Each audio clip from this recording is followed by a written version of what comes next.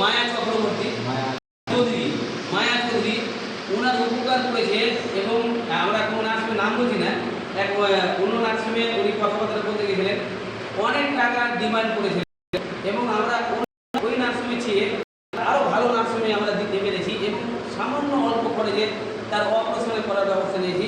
সেটা সঠিক কিনা সেটা আমরা জানার চেষ্টা করবো। এটা সঠিক তো?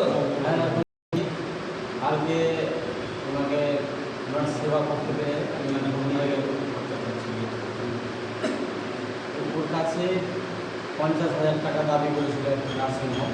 তো আমি জানতে পারায় ওনার কাছে গিয়েছিলাম, যাওয়ার পর বললাম যে আমাদের মাধ্যমে অল্প খরচে সেটা শোভা মহিলা মঙ্গল সমিতির মাধ্যমে আমি কাজ করছি এবং ওনার কাছে যাওয়ার পরে জানতে পারি যে অনেক টাকা চাওয়া হচ্ছে বলে। তারপরে আমি যাওয়ার পরে ওনাকে বললাম যে আমাদের মাধ্যমে করলে আপনি অনেক কম খরচাতে পেয়ে যাবেন এবং তাই হয়েছে।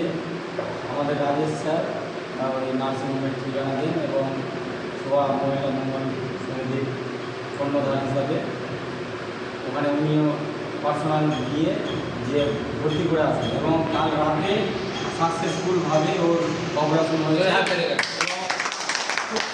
সুস্থ আছে। তাকে ফোন করে জেনেছি যে সে খুব সুস্থ আছে।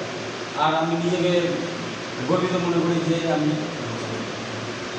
এই শোভা মহিলা মঙ্গল সমিতির মাধ্যমে সমাজসেবক হিসাবে আমি নিজেকে তুলে ধরতে পেরেছি।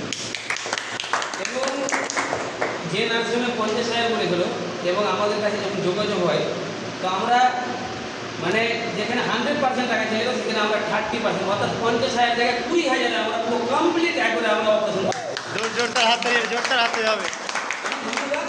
ভালো লাগলো যে আমি পাশে দাঁড়াতে পারলাম বা আমি একটা মায়ের বা মাসের উপকার করতাম।